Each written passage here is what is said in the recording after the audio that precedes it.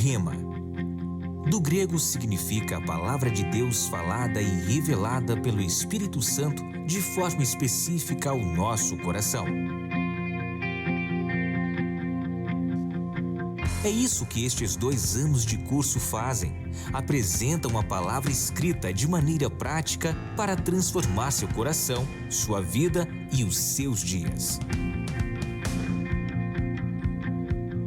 O Centro de Treinamento Bíblico foi fundado em 1974 em Tulsa, Oklahoma, nos Estados Unidos, pelo reverendo Kenneth Hagin e tem transformado a vida de milhares de pessoas por todo o mundo. São centenas de campos em mais de 51 nações em todos os continentes. O casal de missionários americanos Bud e Jen Wright graduaram-se no Rema em 1983 e fundaram a escola no Brasil anos depois. Atualmente, já são mais de 100 unidades por toda a nossa nação, somando mais de 30 mil graduados brasileiros. Hoje, novos guerreiros se ajuntam a este exército. Por isso, é um dia de celebração. Nos alegramos com a perseverança e dedicação deles ao Senhor. Dançamos a vitória dos que não olham para trás nem retrocedem. Juntos vamos adorar ao único Deus digno de toda a honra e glória, aquele que nos trouxe até aqui e que nos levará adiante. O nosso Pai, que faz muito mais além daquilo que pedimos ou pensamos.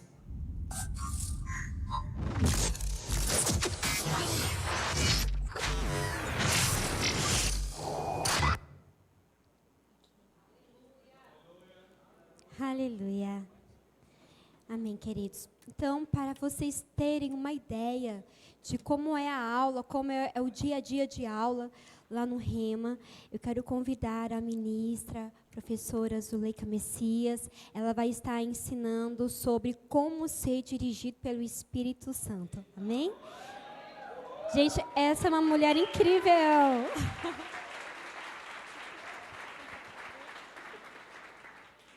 Aleluia. Boa noite, queridos. Graça e paz do Senhor Jesus. Como isso aqui está bonito. Estou muito feliz de poder ver. Estou vendo um monte de rostinho assim, bem conhecido. Feliz em poder ter a oportunidade de compartilhar mais uma vez a palavra de Deus. Então, a gente está transformando essa super quinta numa sala de aula do Rema. Quantos aqui já fizeram Rema ou estão fazendo Rema? É bom, não é, gente? Gente, é maravilhoso. Nós estamos formados. A gente é da turma de 94, né, Eli? Meu Deus. Bota mais de 20 anos aí, né? Mas essa palavra mudou a nossa vida. Eu sempre digo que existem 2 marcos na nossa vida. Primeiro, o dia em que nós recebemos Jesus. E a gente sabe que neste dia nós fomos transportados das trevas para a luz. Mas, depois de alguns anos, essa escola chegou em Aracaju. E nós já éramos crentes. Eu sempre brinco dizendo que eu sou ratinha de igreja. Eu cresci dentro de igreja. Quando eu nasci, meus pais já eram crentes. Então, eu nasci num lar cristão. Mas tinha tanta coisa dentro de mim, completamente fora do propósito de Deus. Só para vocês terem ideia, eu tinha medo de Deus. Eu amava ao Senhor, mas eu tinha medo dele. Porque eu cresci dentro da igreja, ouvindo as pessoas ensinando e pregando tantas coisas sobre Deus, o que Deus fazia, e eu ficava assim, ai meu Deus. Então, eu cresci ouvindo que Deus matava, eu cresci ouvindo que Deus colocava pessoas em leito de enfermidade, eu cresci ouvindo que se você estava passando por uma prova, né, e uma dificuldade muito grande, e aquilo demorava a passar, era uma prova, e era uma prova de Jeová. Então, tinha a prova do pão, tinha a prova da roupa, desce para a oficina do oleiro, porque é Jeová que está apertando o parafuso, está afinando as cordas, e botou no leite, botou na cadeira de roda, e levou. E eu assim, sabe, e eu via pessoas que passaram por tragédias, e alguém se levantava e dizia: Deus sabe o que faz.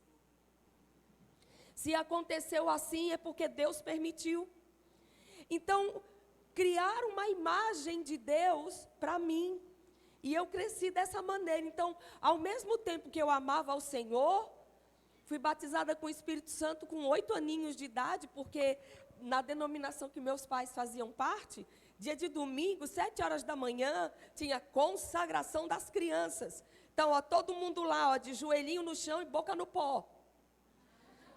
Mas Deus, Ele está olhando para o coração, né?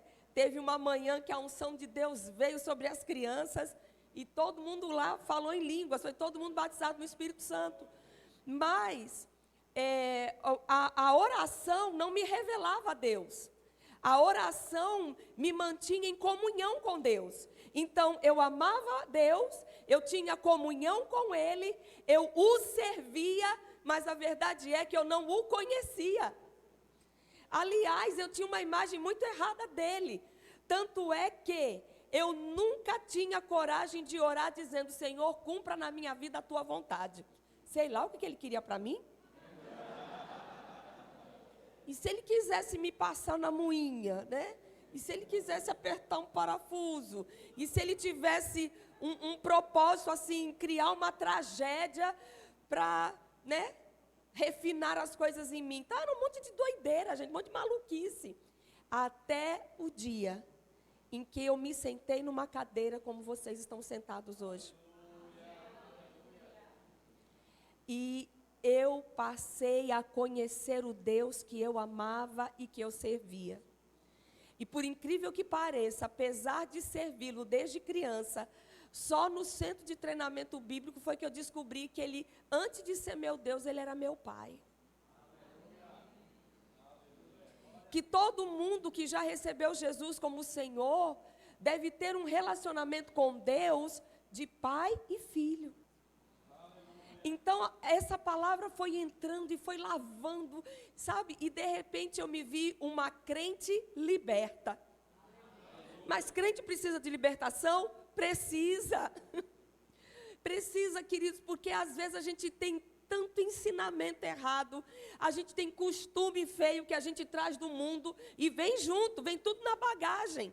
Mas a palavra de Deus, ela é água. E quando a gente se abre para ela, ela vai lavando a gente, ela vai purificando a gente e Deus vai se descortinando. E eu garanto para vocês, todo mundo que é ex-aluno do Rema pode confirmar o que eu estou dizendo. Esse slogan foi criado por alunos que estudaram no Rema. Rema é uma escola que muda a vida. Porque é do jeito como ela disse. É 100% praticável. Sem nenhum orgulho, querido, e sem nenhuma soberba, mas o que é ensinado nessa escola, você já sai pela porta da sala de aula e você pode praticar. Ah, mas todo mundo pratica? Só não pratica se não quiser. Amém? Mas se você estiver alinhado com Deus e tiver um coração sincero e dizendo: Senhor, eu quero a tua perfeita vontade para a minha vida, você já sai praticando a palavra. E no final, uma outra reação que acontece dentro da escola Rema é muito interessante. Vocês que vão entrar, vocês vão perceber isso. Vocês se apaixonam pela primeira matéria. Aí quando ela termina, aí fica todo mundo: já acabou. Ah, mas não era para acabar tão rápido assim. Essa matéria tinha que durar mais tempo. Aí vem outra matéria, outro professor. Aí você fica apaixonado também. e dizer, ai meu Deus, que maravilha, que coisa, meu Deus, como é que eu nunca vi isso? Isso estava o tempo todo aqui. E você fica deslumbrado. E sabe, queridos, no final do ano, no final do curso, é difícil você dizer qual foi a melhor. Não é? É difícil escolher qual foi a melhor, porque cada uma delas teve um toque fresco de Deus para a sua vida. Amém? Nós temos inúmeros testemunhos que acompanham essa escola. Inúmeros testemunhos de pessoas que entraram e foram curadas, casamentos que foram restaurados, ministérios que foram avivados. E tudo isso, gente, fruto do poder e da unção que está sobre a palavra de Deus. Porque os professores, quando eles estão ensinando a palavra, a gente não sabe o que está acontecendo na vida de vocês. Cada um que entra traz uma história. Cada um que entra está vivendo um momento na sua vida. Mas Deus sabe como você está. E Deus sabe do que você precisa. E a palavra de Deus, ela é carregada de poder. Poder para destruir sofismas, poder para destruir cadeias, poder para destruir as obras do diabo. E esta palavra, ela não volta vazia, mas ela prospera para aquilo que ela foi enviada. Amém? Então, tem muito milagre que acompanha o currículo dessa escola. Não por ser rema, escola rema. A questão não é essa, gente. A questão é o que é ensinado nessa escola, que é a palavra de Deus. Amém? Então, eu sou uma entusiasta dessa escola, porque essa palavra mudou a minha vida, mudou a forma como eu me relaciono com meu Deus, com meu Pai. Hoje eu sei o que eu tenho nele, hoje eu sei o que eu posso nele, hoje eu sei o que eu sou nele. Amém? Aleluia. Então, sala de aula, ok? Então, eu queria que você ficasse em pé. Você trouxe a sua Bíblia? Amém. Então, com toda a alegria do seu coração. Quem já foi meu aluno sabe como é que a gente começa. Levanta a sua Bíblia e diz assim: Pai Celestial, eu amo a Tua palavra. Ela é vida para a minha vida. E eu creio que o meu coração é uma boa terra. E nesta noite, a Tua palavra, que é semente de qualidade, será plantada na terra do meu coração. E ela não será roubada, não será esquecida, nem será abafada, mas ela vai se misturar à minha vida e vai gerar muito fruto para a sua glória. Eu creio assim e assim eu declaro em nome de Jesus. Amém? Aleluia. Pode sentar, querido. Abre a sua Bíblia no livro de Hebreus, capítulo 1. Aleluia.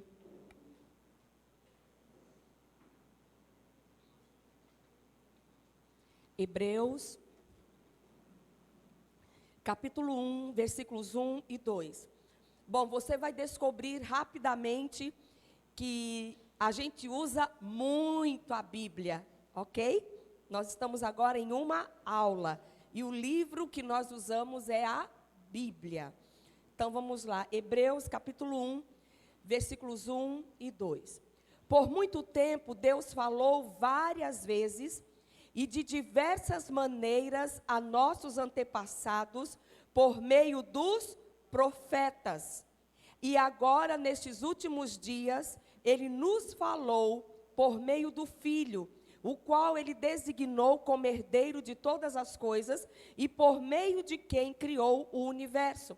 Mas eu quero chamar a sua atenção para o primeiro versículo, que diz que, por muito tempo, já houve um tempo em que Deus falou várias vezes e de diversas maneiras aos nossos antepassados, por meio de quem? Por meio dos profetas. Quando o escritor aos Hebreus está dizendo aqui que Deus falou aos nossos antepassados, ele está se referindo à forma como Deus falava com o seu povo na antiga aliança. Você já percebeu que a sua Bíblia, ela está dividida em Antigo Testamento e Novo Testamento? O Antigo Testamento se refere à antiga aliança e o Novo Testamento se refere à nova aliança. Então, todos os livros que você vê na sua Bíblia, que dizem respeito ao Antigo Testamento, ali está falando da antiga aliança. E neste tempo, Deus falava, diga, o meu Deus fala. Isso não é maravilhoso, gente? Ele tem olhos e vê, ele tem ouvidos e ouve, ele tem mão e pega e toca. Nosso Deus é vivo, nosso Deus é um Deus de relacionamento, nosso Deus fala. Amém? Fala. A gente sabe que lá no início, lá no jardim, lá no Éden, Deus vinha e conversava com Adão assim, gente, ó, de boa. Adão tinha uma comunhão perfeita com Deus. Adão não precisava de nenhum intermediário, de nenhum interlocutor para ouvir a voz de Deus. Adão se relacionava com Deus. Mas o pecado tirou Adão da presença de Deus. Mas isto não altera a identidade de Deus. O nosso Deus é um Deus que quer se relacionar. É um Deus que ama, é um Deus que fala. Amém? E a Bíblia diz que no Antigo Testamento, na Antiga Aliança, no tempo passado, Deus falou muitas vezes e de diversas maneiras, através dos profetas. Através dos profetas. Agora, nós precisamos entender uma coisa. Na ótica de Deus, no Antigo Testamento, existiam 2 grupos de pessoas na terra. Na ótica de Deus, ok? No Antigo Testamento, 2 grupos de pessoas na terra. Os judeus, ou naquela época chamados os israelitas, que era o povo da aliança, que eram os descendentes de Abraão, que era o povo que estava debaixo da lei de Moisés, ok? Então, o povo judeu, e quem não era judeu era gentil. Era essa divisão na antiga aliança. Na ótica de Deus, 2 povos sobre a terra. Um povo que tinha aliança com ele, e quem não tinha aliança com ele, não tinha. Então, quem tinha? Os judeus, ou israelitas, ou os descendentes de Abraão, aqueles que guardavam a lei de Moisés. E quem não estava aliançado com Deus, todas as nações pagãs eram consideradas gentias. Então, na ótica de Deus, 2 grupos de pessoas na terra. Agora, é interessante que, embora os israelitas, eles fossem o povo da aliança, embora eles guardassem e observassem a lei de Moisés, ainda assim, nenhum deles nasceu de novo. A gente precisa entender, queridos, que na antiga aliança, ninguém nasceu de novo. O que significa que o Espírito Santo não habitava dentro de ninguém. Está dando para entender até aí? Tanto é que, vocês se lembram onde estava a presença de Deus? Onde ficava a presença de Deus? Na arca. E aonde? No Santo dos Santos. E ai de quem chegasse lá de qualquer jeito. Então, quando você folheia as páginas da Bíblia, você vê homens e mulheres tendo experiências maravilhosas, estrondosas, sobrenaturais com Deus. A Bíblia diz que Moisés falava com Deus face a face. Moisés subiu numa montanha que tinha trovão, que tinha relâmpago, a própria montanha se balançando, e Moisés lá na glória com Deus. Mas mesmo Moisés não nasceu de novo. Diga, ninguém na antiga aliança nasceu de novo. Agora, queridos, a palavra de Deus diz que Jesus, ele é mediador de uma aliança superior. Amém? O que significa, irmã Zuleika? Significa que é bobagem as pessoas lerem as histórias da Bíblia e ficarem, ai, como eu queria ter vivido naquele tempo. Ai, como eu queria ter visto o Mar Vermelho se abrindo. Ai, como eu queria ter visto as muralhas de Jericó caindo. Ei, o nosso tempo é melhor. Nós estamos debaixo de uma aliança que é superior. Amém? Porque naquele tempo a presença de Deus estava reservada num lugar lá meio que secreto, onde apenas o sumo sacerdote tinha acesso, dentro de uma caixa. E hoje não, queridos. Na nova aliança, nós somos templos ambulantes de Deus. Nós carregamos a presença de Deus dentro de nós. Jesus tornou possível o milagre do novo nascimento.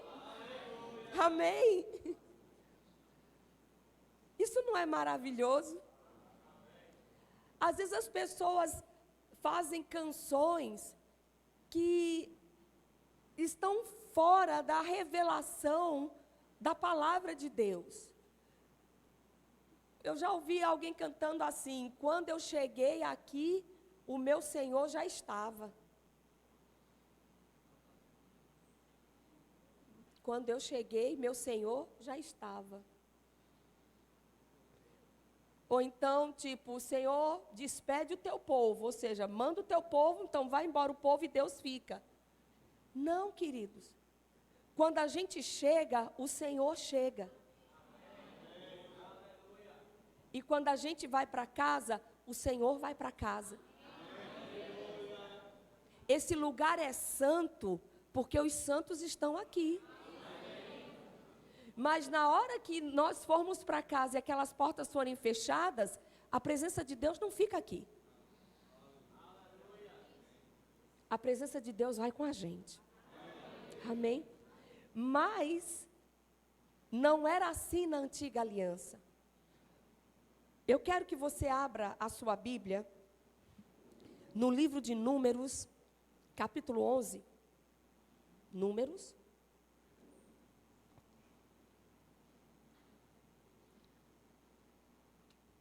Capítulo 11.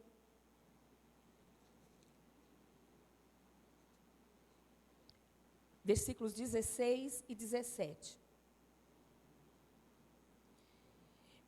Números, capítulo 11, versículos 16 e 17.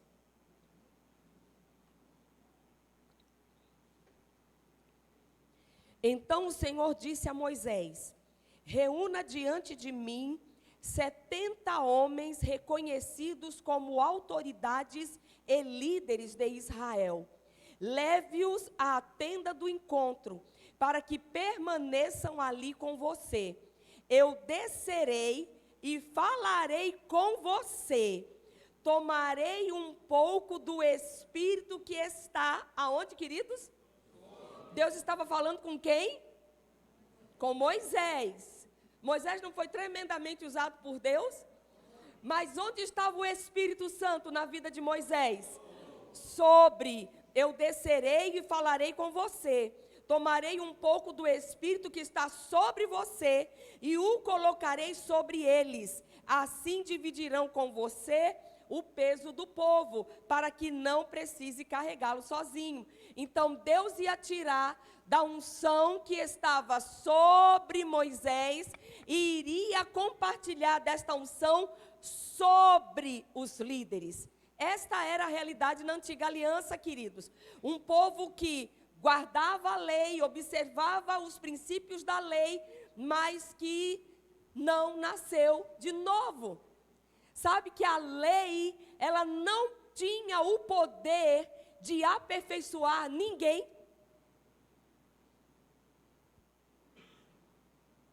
A lei não carregava o poder de transformar as pessoas. Por isso que não foi possível ninguém nascer de novo. Porque a lei, ela não tinha o poder de mudar as pessoas por dentro. Abre Romanos, capítulo 3. Romanos, capítulo 3. Versículos 19 e 20. Romanos 3, versículos 19 e 20. É evidente que a lei se aplica àqueles a quem ela foi entregue, pois seu propósito é evitar desculpas e mostrar que todo mundo é culpado diante de Deus, pois ninguém será declarado justo diante de Deus por fazer o que a lei ordena. A lei simplesmente mostra quanto somos pecadores. Sabe, queridos, quando nós vamos para um médico, quando a gente está com um sintoma de enfermidade e a gente vai a um consultório médico, tudo que a gente quer um diagnóstico e a gente quer o remédio certo. Não é verdade? Né? Quanto médico fazendo besteira por aí, fazendo bobagem por aí. Aliás, eu até dou uma instrução aqui, você vai para o médico, vai debaixo de oração, viu? Vai debaixo de oração, para que o diagnóstico seja acertado, para que a medicação seja acertada, porque tem muita gente, muito profissional fazendo bobagem. Mas a nossa expectativa, quando a gente vai ao médico, é que ele acerte no diagnóstico e nos passe o remédio, não é verdade? Então, a lei, gente, ela só tinha o diagnóstico, mas ela não tinha o remédio. Ela só mostrava a fragilidade humana, a incompetência humana, porque o homem ele podia até cumprir um requisito da lei aqui, mas tropeçava em outro ali, e ninguém conseguiu cumprir a lei a não ser Jesus. Então a lei só servia para mostrar, cara, você não consegue não. Está dando para entender? Então ela tinha o poder de mostrar as nossas fraquezas e as nossas debilidades, mas ela não tinha o remédio para nos dar. Ela não tinha solução para nos dar. Por isso é que o apóstolo Paulo diz que ninguém foi justificado pela lei, porque ninguém passou no teste. Mas aí a gente pode perguntar, mas espera aí, se a lei não serviu para aperfeiçoar ninguém, por que Deus estabeleceu a lei? A lei de Moisés. Abre em Gálatas, capítulo 3. Você está entendendo até aqui? Amém. Gálatas, capítulo 3, versículo 19. Aleluia. Qual era então o propósito da lei? Qual era o propósito da lei? Ela foi acrescentada à promessa para mostrar às pessoas seus pecados, mas a lei deveria durar apenas até a vinda do descendente prometido, por meio de anjos. A lei foi entregue a um mediador. O propósito da lei era mostrar às pessoas os seus pecados, mas a lei não justificou ninguém, a lei não transformava ninguém. E por que tantas regras? Se você já gastou tempo lendo Números, Levítico, Deuteronômio, gente, tem regra para tudo, não é verdade? Tinha regra para tudo que você imaginar tinha regra. E por que será que Deus gastou tempo instituindo isto, se ela não tinha poder para transformar o homem? Porque Deus é santo.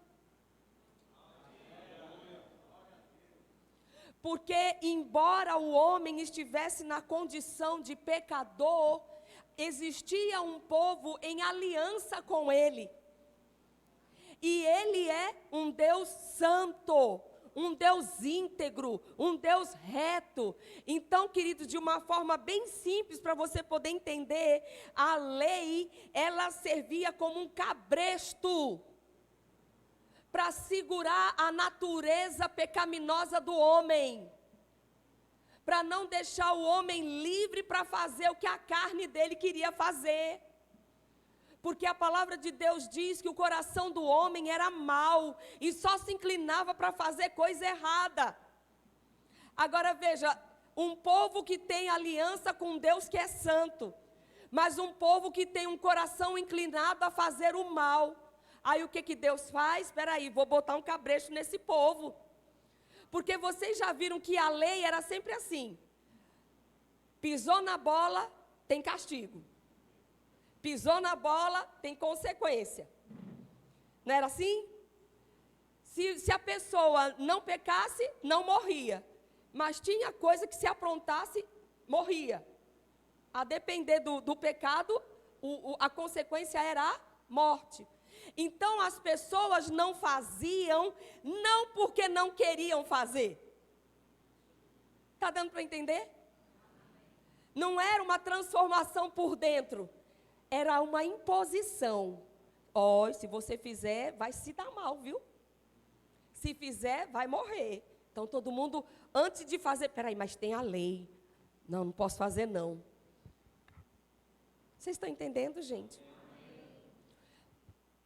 Hoje, nos nossos dias, a coisa mais comum nas nossas cidades são aqueles detectores eletrônicos, né, com radar, onde limita a velocidade que a gente deve andar numa rodovia.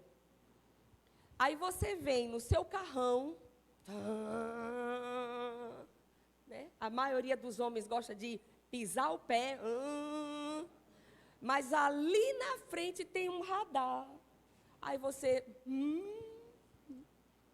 aí está dizendo que é para passar a 60. Aí você passa a 45. Por quê? Porque você teve vontade, de repente você teve vontade, assim, você estava a 100, mas deu uma vontade de andar devagar.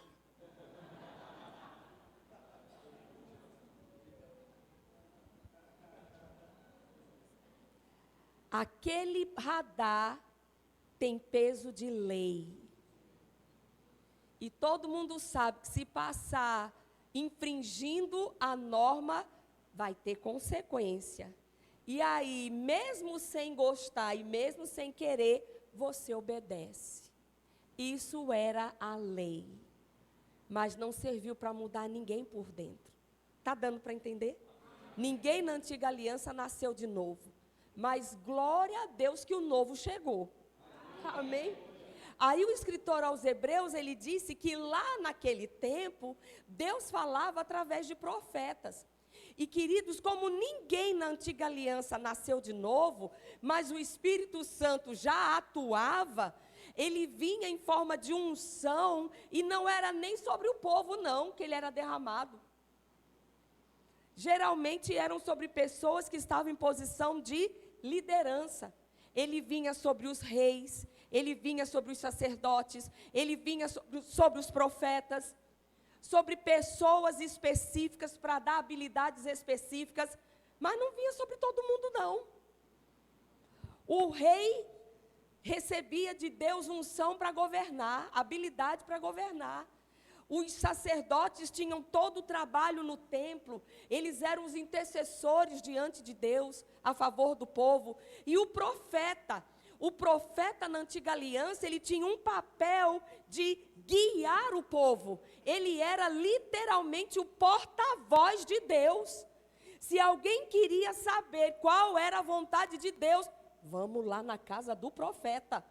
Inclusive, gente, o próprio rei, que tinha unção para governar, quando ele queria saber qual era a vontade de Deus, deixa eu ir consultar o profeta.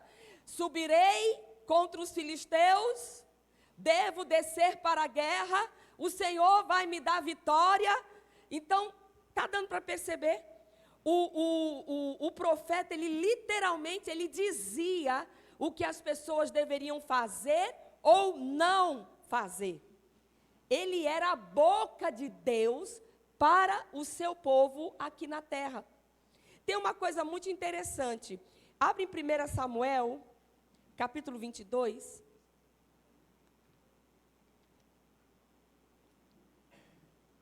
Primeira Samuel, capítulo 22.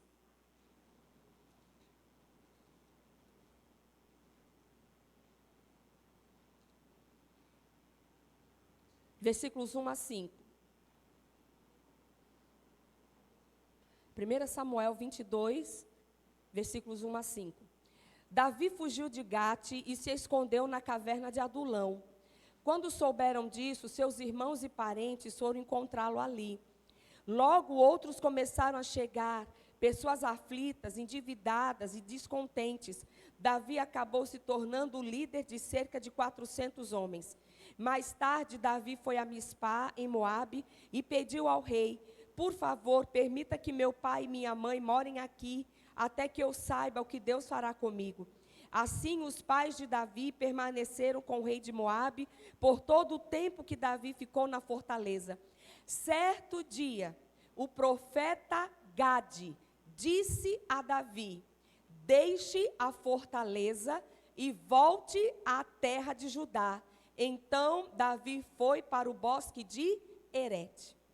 Então, nós vemos aqui Davi recebendo instruções diretas de um profeta do que ele deveria fazer, ok?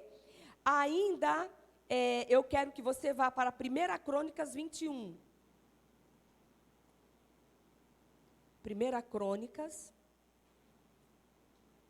capítulo 21, versículo 9.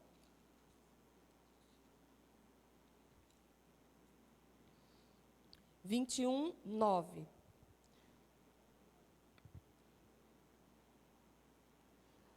Olha como o profeta era conhecido no Antigo Testamento. O Senhor falou a Gade, o vidente de Davi. Que tal? O Senhor falou a Gade, o vidente de Davi. Gente, que coisa chique. Davi tinha um profeta particular. Que coisa chique, né? Agora veja como o Gade era chamado o vidente. E assim os profetas eram conhecidos, eles eram chamados de videntes. Por quê? Porque eles viam.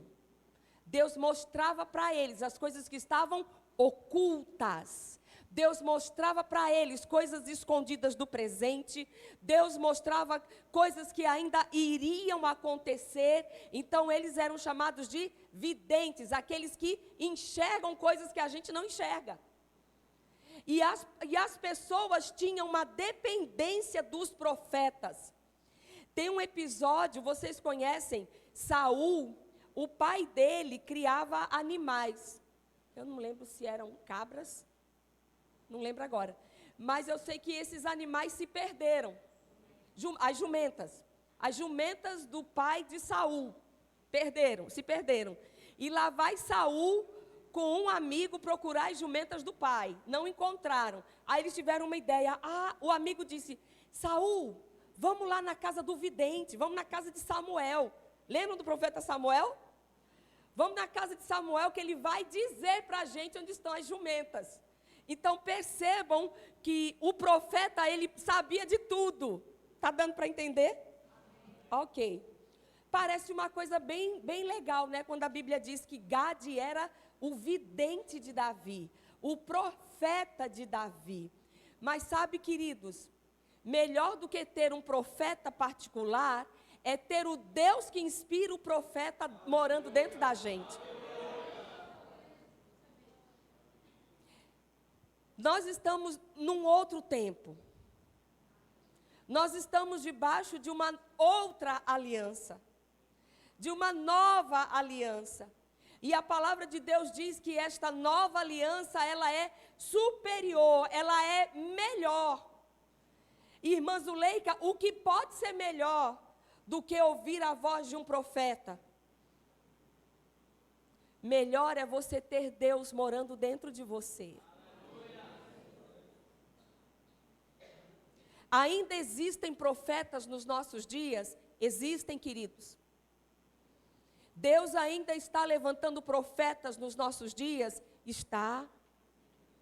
Mas o profeta da nova aliança tem um papel diferente dos profetas da antiga aliança. O profeta dos nossos dias não está estabelecido para guiar a vida de ninguém. Às vezes nós queremos que pessoas tomem o lugar de Deus na nossa vida.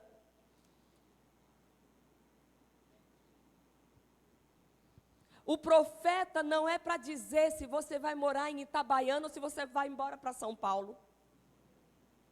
O profeta não é para dizer se você vai casar com a Ana ou se você casa com a Maria.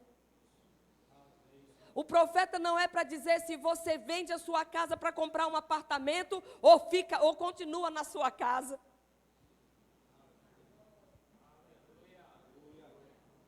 Está dando para entender, queridos? Mas, irmã, Deus não quer falar com a gente? E Ele fala. Só que hoje Ele fala diretamente com a gente. O guia da nova aliança não é mais um profeta. O guia da nova aliança é o próprio Espírito Santo. E eu pergunto, para quem está nessa plateia aqui hoje, onde está o Espírito Santo? Está onde? Diga, dentro de mim.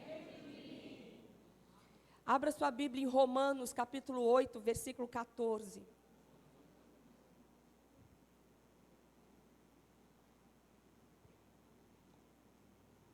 Romanos 8, 14.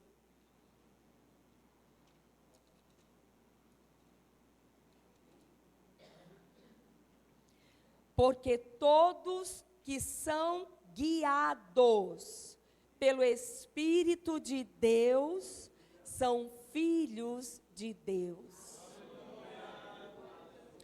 Tem duas coisas interessantes aqui. Guiados, não diz forçados.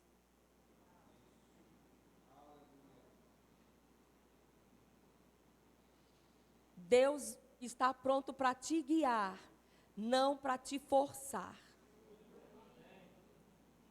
Amém?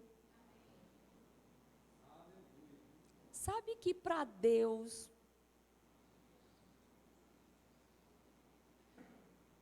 Ele não se agrada, Ele não fica feliz, Ele não tem prazer com coisas que você faz por fazer ou porque você se sente coagido a fazer. Tudo com Deus tem que passar pelo seu coração.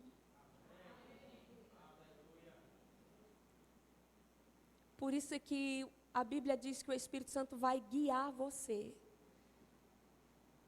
Ele não vai forçar você.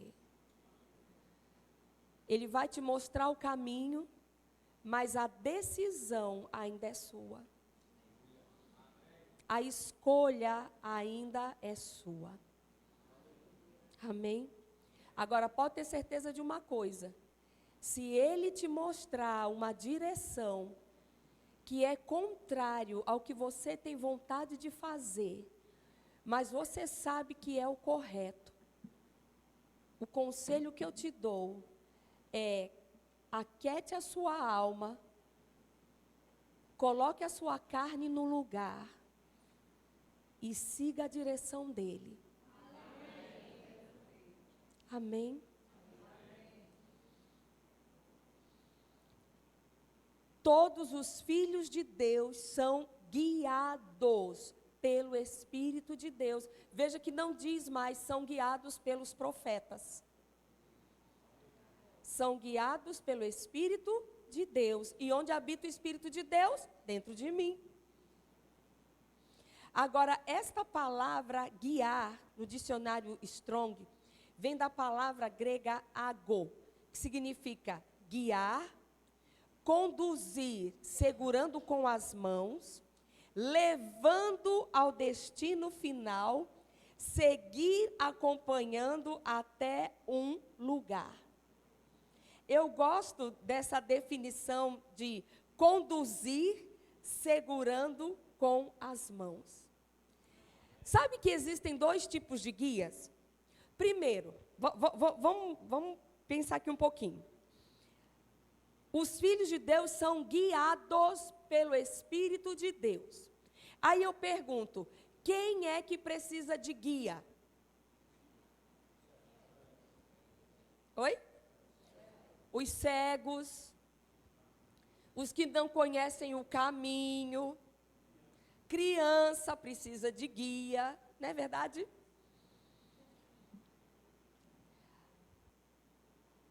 E, gente, no que diz respeito, você pode até pensar assim, mas professora, eu enxergo tão bem.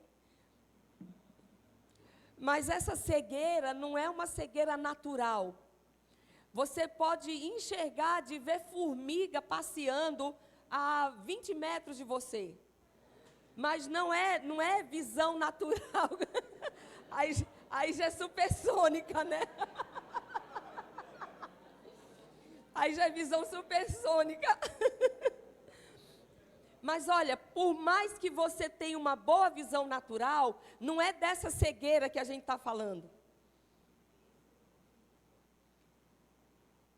Mas existem alguns aspectos da vida que nós somos literalmente cegos. Por exemplo, no que diz respeito ao dia de amanhã. O amanhã não chegou ainda, eu não sei. Mas quantos sabem que o Espírito Santo é Deus e ele já viu o amanhã?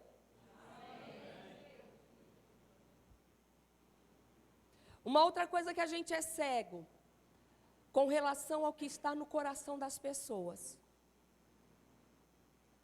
A gente vê a aparência, mas Deus vê o coração. A gente consegue enxergar o que as pessoas fazem, mas Deus consegue enxergar a motivação pelas quais elas estão fazendo. E aí a gente precisa de guia. Porque muitas vezes, queridos, tem pessoas que se aproximam de nós com propostas maravilhosas que parece que você vai enricar de uma noite para o dia. É a sua oportunidade. Ou vai agora ou vai. E quão rápidos nós somos quando somos seduzidos pela aparência. Mas sabe que nem tudo que reluz é ouro, às vezes é bijuteria. Às vezes é bijuteria. E nós estamos vivendo dias de tanta tecnologia, que hoje, queridos, existem joias não, né? Semi-joias, que estão sendo confeccionadas, que elas são tão perfeitas, que se você colocar uma biju dessa e uma joia de verdade, você como leigo não vai saber dizer quem é quem. Só um perito sabe dizer, isso aqui é falso.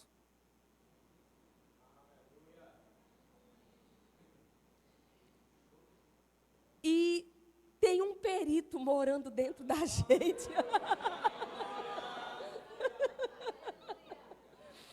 Tem um perito morando dentro da gente.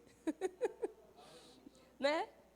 Sabe, se todas as jovens que querem casar dependerem deste perito, não vão trocar uma joia por um latão.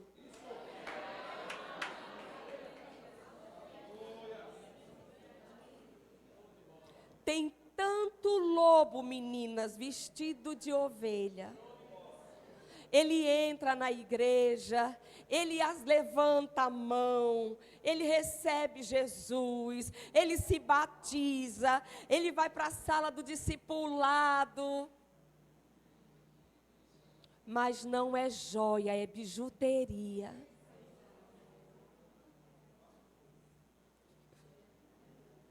Vocês estão entendendo? A gente não consegue enxergar, mas dentro de nós mora uma pessoa que sabe tudo. Sabe tudo. E Ele está pronto para nos guiar em todas as áreas da nossa vida. Todas as áreas. Abre aí em João, capítulo 14. Jesus. Gente, uma outra coisa que vocês vão descobrir no Rema é que o relógio vai no ritmo do arrebatamento. Gente, a hora voa. Jesus amado. Evangelho de João, capítulo 14.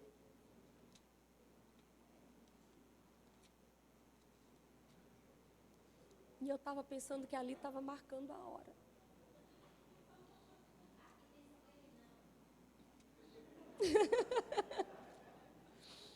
João 14, 26.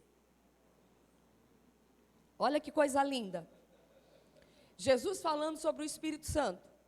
Mas quando o Pai enviar o encorajador, o Espírito Santo, como meu representante, Ele lhes ensinará todas as coisas e os fará lembrar tudo o que eu lhes disse. Eita Deus! Então, Ele veio para me ensinar todas as coisas. O que são todas as coisas? Todas as coisas significa que tudo que eu não sei, Ele pode me ensinar. Tudo que eu não sei, Ele pode me dar habilidade para fazer. Amém? Olha, o Espírito Santo, Ele é ajudador para tudo que você possa imaginar. Amém? É por isso, gente, que crente tem que ser uma tribo de profissionais excepcionais. Você já parou para pensar? Gente, crente não pode ser um empregado, um funcionário meia sola, não. Crente tem que ser funcionário acima da média. Tem que se destacar mesmo, tem que se sobressair no meio dos outros.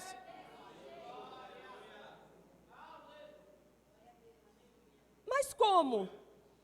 Pela habilidade que você tem e que outros não têm. Pela capacidade que você tem de desenrolar as coisas que outros não têm. E isso é seu? Não, é a habilidade dele e você. Você tem que ser humilde para reconhecer, eu sou o que eu sou, eu tenho o que eu tenho por causa dele. Quem te deu inteligência, quem te deu vigor, quem te deu vida, quem abriu a porta. Amém. Mas você também tem que estar consciente, epa, ele está aqui. Aquele que pode me ensinar todas as coisas, ele mora em mim. Então, Espírito Santo, como é o negócio, me ajude. Me ajude, me ensine. Eu tenho uma amiga que ela é costureira. Mas houve um tempo na vida dela que ela costurava bem, mas ela costurava roupas do dia a dia, roupas simples, mas costurava bem. Ela tinha um bom acabamento, mas eram roupas do dia a dia. E aí, um belo dia, uma cliente dela achou de comprar um pano bem caro, e botou na mão dela, tome, eu quero que você faça, ainda levou a revista, eu quero que você faça esse vestido para mim. Gente, era um vestido fino, alta costura. Ela disse, mulher, você é doida? Eu nunca costurei esse negócio não, seu pano é muito caro. Não, mas você consegue, pegue, vai ficar aí, eu não vou levar para casa não. Ela disse, mas eu nunca fiz, mas você vai fazer, você vai acertar. Aí ela disse, Senhor, me ajude. Ele não é nosso ajudador? Me ajude. Ela disse que olhava para o pano e ficava morrendo de medo de cortar errado. Senhor, como é que eu vou cortar esse pano? Como é que eu vou fazer esse molde? Me ajude, Espírito Santo. E ela foi dormir à noite, ela sonhou desenhando todo o molde do vestido. Todo o molde do vestido. E quando ela acordou, todo o projeto do molde estava na cabeça dela. E daquele dia em diante, Deus deu um upgrade na profissão dela. Hoje ela é costureira de roupas finas. Quem deu a habilidade? O Espírito Santo. Vocês conhecem a Lilian, né? Lilian França? Vocês sabiam, eu vou contar, eu acho que ela já contou para todo mundo, eu vou contar para vocês, se é que vocês não sabem. Mas sabe que o Espírito Santo ensinou a Lilian a fazer biscoito? Até hoje eu estou buscando alguém que faça biscoito gostoso como ela fazia. E ela disse, tia, eu não sabia nem por onde começava. Mas durante muito tempo, os biscoitos dela foram o sustento da casa dela. Agora, de primeira, não era qualquer biscoito, não. Biscoito de primeira. Quem ensinou? O Espírito Santo. O Espírito Santo ensina a gente a cozinhar, a passar, a lavar. O Espírito Santo ensina a gente a ser uma boa esposa. O Espírito Santo ensina a gente a ser um bom marido. O Espírito Santo ensina a gente a criar filhos. Sabe que filho não vem com bula? Nós temos princípios da palavra estabelecidos, mas existem situações dentro de casa que acontecem com os filhos, principalmente naquela fase da adolescência, que você literalmente vai precisar ser guiado pelo Espírito. E se você depender dele, você acerta. Você vai saber a hora de dizer sim e a hora de dizer não. A hora de dizer vá meu filho e a hora de dizer não vai não. Estão entendendo, queridos?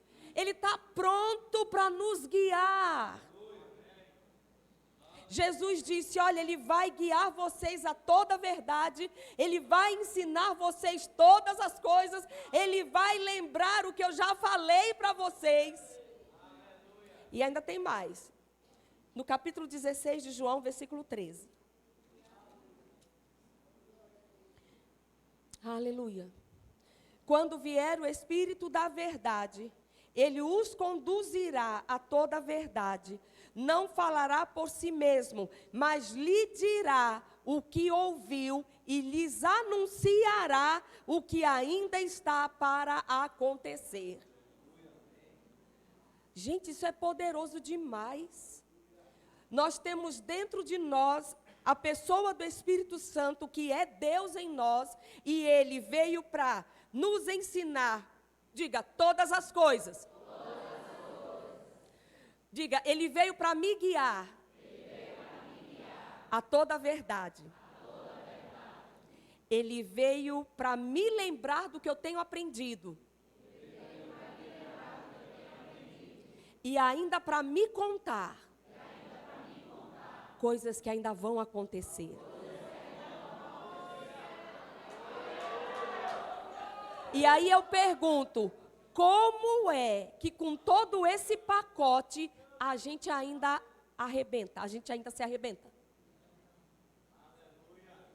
Como é que com todo esse pacote a gente ainda toma decisão errada?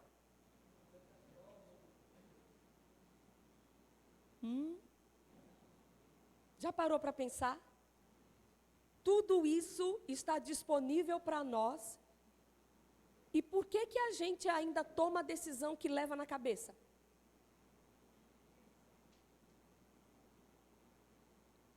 Se a palavra de Deus diz que Ele veio para nos guiar a toda verdade. Deus nunca vai guiar você para o buraco. Deus nunca vai guiar você para tomar uma decisão pela qual você vai se arrepender depois. O Espírito Santo nunca vai guiar você para tomar prejuízo. Nunca. Mas por que essas coisas acontecem com a gente? Queridos, por causa de uma coisa chamada independência. Porque nós não consideramos a pessoa dele. Porque nós somos rápidos para tomar as nossas decisões. Porque nós ficamos aflitos com as situações e queremos resolver logo do nosso jeito. Mas na hora em que nós nos aquietarmos e tomarmos uma decisão, Senhor, eu não dou um passo, sem ter convicção de que é o Senhor mesmo quem está me guiando. Os filhos de Deus são guiados pelo Espírito, não são forçados pelas circunstâncias. Filho de Deus nunca deve tomar decisão debaixo de pressão. As piores decisões são tomadas debaixo de pressão. E pressão fala, e pressão aperta, e pressão nos induz. Sabe? Mas aí a gente tem que ficar feito um jumento empacado. Por pressão eu não vou. Eu vou por uma direção. Senhor, está doendo, mas por pressão eu não vou. Por pressão eu não faço. Por pressão eu não decido. Ah, mas você tem que decidir. Espera aí.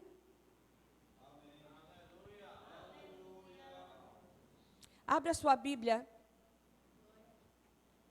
Tinha um monte de coisa aqui, mas não vai dar tempo. Vai fazer o rema. Vamos fazer o rema. Vamos fazer o rema. Não dá tempo mesmo. Só para o último texto. Gênesis 26. Oh, Jesus, ajuda nós. Gênesis 26. Quantos sabem que fome é uma pressão? Fome. Pense numa pressão de torar. Fome. Uma fome terrível atingiu a região, como havia acontecido antes no tempo de Abraão. Por isso, ou seja, por causa da fome, né? Por causa da fome, Isaque se mudou para Gerar, onde vivia Abimeleque, rei dos filisteus. Só que Isaque já estava com outro plano no coração dele. E aí Deus entrou em cena. O Senhor apareceu a Isaque e disse: não desça ao Egito. Era o que Isaque estava pensando em fazer. Vou morar no Egito. Por quê? Porque aqui está tudo seco. A gente não tem mais o que comer aqui. A comida está acabando. A terra está seca. Não tem como plantar. Então, eu acho que o melhor lugar é, eu picar a mula e vou para o Egito. Mas aí Deus entrou em cena e disse: não desça ao Egito. Faça o que eu mandar. Habite aqui como estrangeiro, e eu estarei com você e o abençoarei. Sabe, queridos, se nós pararmos para ouvirmos a direção de Deus, muitas vezes nós vamos nos surpreender, porque na nossa cabecinha a gente já vai estar fazendo planos, achando, vai ser assim, eu vou fazer. Aí você passa, Senhor, eu quero ouvir a tua voz. De repente Deus fala tudo o contrário para você. Ei, não vai embora não, vai ficar aqui. Mas Senhor, aqui está seco, mas é aqui mesmo que eu quero você. Então isso mostra para a gente que circunstâncias não devem nos guiar. Circunstâncias não apontam para a vontade de Deus. Circunstâncias são circunstâncias. Porque tem muita gente que age dessa maneira. Não, se o negócio está bom, se está tudo fluindo, se está na bênção, então é porque é a perfeita vontade de Deus. Ou eu estou na bênção, estou na vontade de Deus. Se o negócio aperta, se nada funciona, se não rompe, se a porta não abre, parece que você está dando muro em parede. Você vai, faz e não acontece. Você planeja e não acontece. Você diz, quer saber de uma coisa?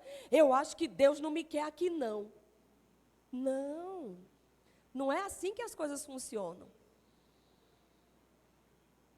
Não são as circunstâncias que dizem para a gente se a gente fica ou se a gente vai. Se a gente para ou se a gente continua. Está entendendo? Isaac, ia embora para o Egito.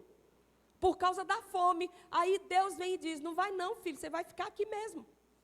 Mas está difícil aqui, mas eu quero você aqui, porque é aqui que você vai romper. Porque é aqui que eu vou te abençoar. Sabe, queridos, pouco importa se a gente está nos Estados Unidos ou em Itabaiana. O perfeito lugar para estar é na vontade de Deus. Pessoas estão correndo por aí de um canto para o outro, se mudando, fazendo viagem. Não, porque eu quero uma vida melhor. Sua vida melhor está no centro da vontade de Deus. Porque o que faz a diferença, queridos, não é o estado, não é a cidade, não é o país. É a mão de Deus sobre a nossa vida. Você pode estar no sertão do Cariri, mas se você estiver no centro da vontade de Deus, você vai experimentar primeiro o mundo. Porque no lugar da obediência chega a provisão. No lugar da obediência acontecem os milagres. Amém? Aí Deus disse, vai não, Isaac, fica aqui mesmo. Está seco, mas é aqui que eu vou te abençoar. Aí quando você vai para os versículos 12 e 13, você vê o resultado da obediência ao Senhor. Naquele ano, quando Isaac plantou lavouras, colheu 100 vezes mais. Colheita perfeita. 100, mas não estava seco, mas gente, não foi que o clima mudou não, foi que a mão de Deus estava sobre ele, porque ele disse, olha, faça o que eu te mandar, porque eu vou estar com você e eu vou te abençoar. Naquele ano, quando Isaac plantou lavouras, colheu 100 vezes mais cereais do que havia semeado, pois o Senhor o abençoou. Isaac prosperou e se tornou rico e influente. Adquiriu tantos rebanhos de ovelhas e bois e tantos servos que os filisteus o invejavam. Fruto da obediência de Deus. Então, queridos, não busca resposta de Deus nas circunstâncias. Talvez existam pessoas aqui hoje que estão como que no vale da decisão. Você precisa tomar rumos, você precisa decidir coisas. E hoje Deus está alcançando você com a palavra dele. Dizendo para você, não se precipite, não seja movido por pressões, não seja movido por aparência. Provérbios 14 diz que há caminho que ao homem parece ser bom, mas o seu fim é caminho de morte. A gente pode até não conhecer o fim do caminho, mas Deus conhece. A gente só conhece o início, mas Deus já viu o fim. Então, é tempo de você estar na presença de Deus e buscar uma resposta e uma direção nele. Não fica tentando encontrar a resposta de Deus nas circunstâncias. Amém, queridos? Uma outra coisa que eu queria dizer nesta noite é que é um princípio elementar de quem quer ser guiado pelo Espírito de Deus. É entender que a forma primária que Deus tem de guiar as nossas vidas é pela sua palavra. O Espírito Santo nunca vai guiar você para você tomar uma decisão que fere os princípios da palavra de Deus. Eu estava ouvindo um relato de uma moça que ela estava vivendo uma vida de pecado, e ela é crente e sabe que estava em pecado, e sendo aconselhada, ela disse, mas eu queria que Deus falasse comigo. E aí a pessoa que estava aconselhando disse, filha, Deus não vai falar com você da forma como você está querendo. Porque sobre o que já está revelado na palavra, você não precisa nem orar.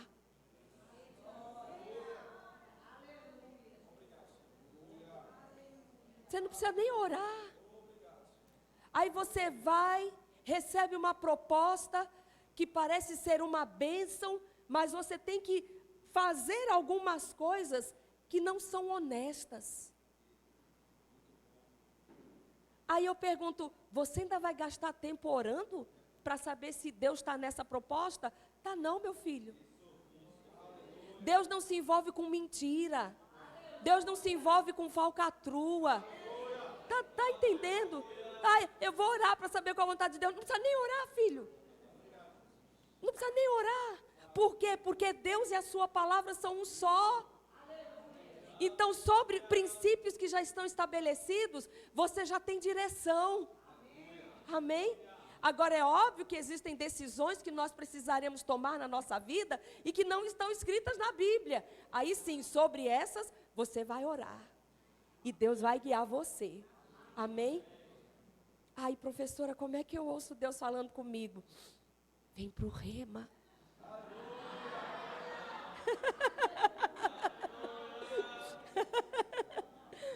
Hoje foi só uma palhinha.